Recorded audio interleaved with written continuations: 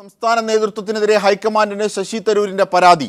DCC പുനഃസംഘടനയിൽ സോണിയാഗാന്ധിയുടെ നിർദ്ദേശങ്ങൾ അട്ടിമറിച്ചെന്ന് ശശി തരൂർ. സ്ഥലം MP ആയിട്ടും തന്നെ ചർച്ചകൾക്ക് പോലും വിളിച്ചില്ലെന്നും ശശി തരൂർ ഹൈക്കമാൻഡിന് പരാതി നൽകിയിരിക്കുന്നു. വിവരങ്ങളുമായി ഇപ്പോൾ മനു ശങ്കരൻ ഞങ്ങളുടെ പ്രതിനിധി ചേരുന്നു. മനു, ശശി തരൂരിന്റെ പരാതിയിൽ എന്തൊക്കെ കാര്യങ്ങളാണ് സംസ്ഥാന നേതൃത്വത്തിനെതിരെ അക്കമിട്ട് നിരത്തുന്നത്? അജിംഷാദ്, സംസ്ഥാന നേതൃത്വത്തിനെതിരെ അതിരൂക്ഷമായ വിമർശനമാണ് പാർട്ടിയിലെ തന്നെ MP ശശി തരൂർ ഉന്നയിച്ചിരിക്കുന്നത്. ഇതിൽ തന്നെ പുനഃസംഘടനാ വിഷയം ചൂണ്ടിക്കാട്ടിക്കൊണ്ടാണ് പാർട്ടിയിലെ ഈ പ്രശ്നങ്ങൾ അക്കമിട്ട് നിർത്തിക്കൊണ്ട് ശശി തരൂർ MP പറയുന്നത്. സ്വജനപക്ഷപാതവും വ്യക്തി താല്പര്യവും പാർട്ടിയെ തകർക്കുന്നു.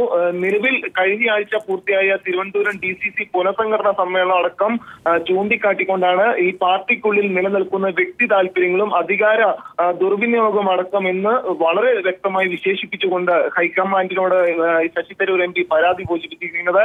ഇതിൽ തന്നെ ശശി തരൂർ വ്യക്തമാക്കുന്നത് തന്നെ ഒരു MP ആയിട്ട് പോലും പല കാര്യങ്ങളിലും കൂടിയാലോചന നടത്തുന്നതിനോ വ്യക്തമായ ഒരു തീരുമാനങ്ങൾ എടുക്കുന്നതിനോ ആയി പരിഗണിക്കാറില്ല. കഴിഞ്ഞ തിരുവനന്തപുരം DCC പുനഃസംഘടനാ തെരഞ്ഞെടുപ്പിൽ പോലും തന്റെ ഒരു അഭിപ്രായങ്ങളും പരിഗണിച്ചിരുന്നില്ല.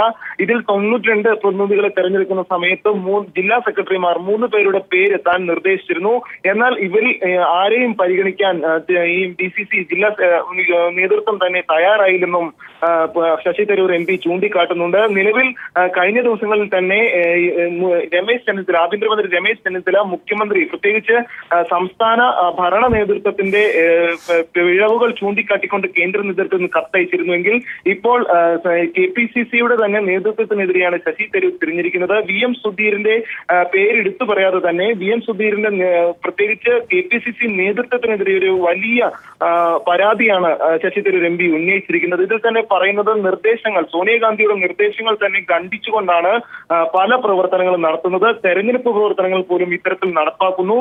ഈ ജില്ലാ തലത്തിലുള്ള പുനഃസംഘടനയ്ക്ക് മുമ്പായി VD സതീശനടക്കം വ്യക്തമാക്കിയിരുന്നത് സംസ്ഥാന നേതൃത്വം എല്ലാ ജില്ലാ കമ്മിറ്റികൾക്കും നിർദ്ദേശം നൽകിയിരുന്നു. മുതിർന്ന നേതാക്കളെ ഉൾക്കൊള്ളിച്ചുകൊണ്ട് ഇവരുടെ അഭിപ്രായങ്ങൾ പരിഗണിച്ചുകൊണ്ട് മാത്രമാകണം പുനഃസംഘടന നടത്തണമെന്ന നിർദ്ദേശം VD സതീശൻ നൽകിയിരുന്നതായി വ്യക്തമാക്കിയിരുന്നു. എന്നാൽ ഇതൊന്നും ഒരു ജില്ലാ തലത്തിലുള്ള പുനഃസംഘടനയിലും പരിഗണിച്ചില്ല. തന്റെ ഒരഭിപ്രായങ്ങളും തിരുവനന്തപുരം DCC പുനഃസംഘടനയിൽ പരിഗണിച്ചില്ലെന്നും ശശി തരൂർ MP ചൂണ്ടിക്കാട്ടുന്നു.